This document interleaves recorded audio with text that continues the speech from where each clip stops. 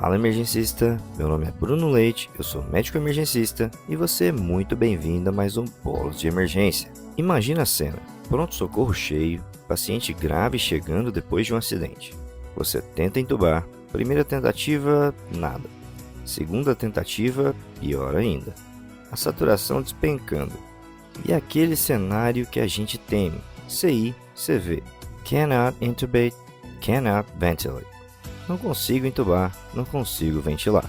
E aí, o que fazer? É nesse momento que entra o IFONA, Emergency Front of Neck Access, o acesso emergencial pela frente do pescoço. Popularmente, a gente costuma falar cricotireoidostomia, mas esse termo é só uma parte do guarda-chuva maior que é o IFONA. Muita gente acha que esse procedimento foi aposentado com a chegada da videolaringoscopia, mas a verdade é que tem artigo recém-publicado no American Journal of Emergency Medicine e ele continua sendo um recurso vital e às vezes a única chance do seu paciente. Eu estou falando de um trabalho que fez uma Scoping Review, ou seja, uma revisão ampla e sistemática, juntando 89 estudos entre 2001 a 2024. A ideia toda foi entender o que a gente já sabe sobre IFONA em trauma, incidência, técnicas, uso de ultrassom, treinamento e complicações. E olha só que curioso, mesmo em trauma, o IFONA continua sendo raro. Em hospitais civis, a incidência vai girar em torno de 0,2 a 0,3% de todas as intubações. Já no ambiente militar, esse número subiu para 1,8%, ou seja, ainda é raro, mas muito mais comum no campo de batalha, onde o trauma de face, pescoço e as explosões são muito mais frequentes. Quanto ao sucesso, nos cenários civis, a taxa varia de 63% a 100%. No ambiente militar também se mantém alta, mas com alguns relatos preocupantes de falhas, chegando a 33% em equipes terrestres. E aqui já vem um pulo do gato. Não é só ter a técnica na cabeça. O estudo mostra que o treinamento recorrente faz toda a diferença. Médicos do exército americano, por exemplo, melhoraram em mais de 20% a taxa de sucesso depois de apenas 2 a 3 horas de treinamento em manequins e mantiveram a habilidade por até 120 dias. Beleza, Bruno, eu sei que treinar é importante, mas qual técnica funciona melhor? Esse artigo é bem claro. A técnica cirúrgica aberta, especialmente a cricotireoidostomia com a ajuda de guia, ou seja, o bugie como fio guia, tem maior taxa de sucesso e é mais rápida. Já a técnica por agulha ou trocarte tem taxa de sucesso bem mais baixa, na casa dos 65%, contra mais de 90% da técnica cirúrgica. Então, mesmo que a agulha pareça mais simples, a evidência mostra que o caminho mais seguro continua sendo a abordagem cirúrgica. E quanto ao ultrassom? Bom, o POCUS vem ganhando muito espaço.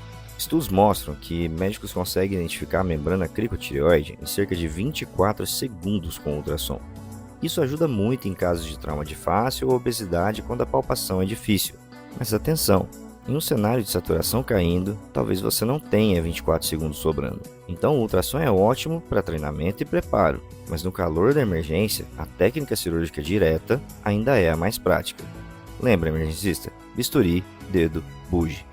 Quanto às complicações, o artigo relata que elas variam bastante, de 0 a 31%, e as mais comuns são o sangramento, a lesão da cartilagem, a colocação de um falso trajeto e, no longo prazo, a estenose subglótica ou alterações de voz. Mas um detalhe interessante, os pacientes obesos são o nosso maior desafio.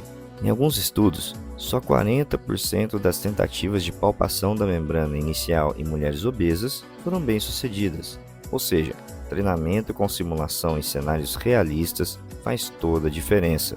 Então, resumindo, o IFONA não morreu, ele continua sendo a salvação naquele cenário de não consigo entubar, não consigo ventilar.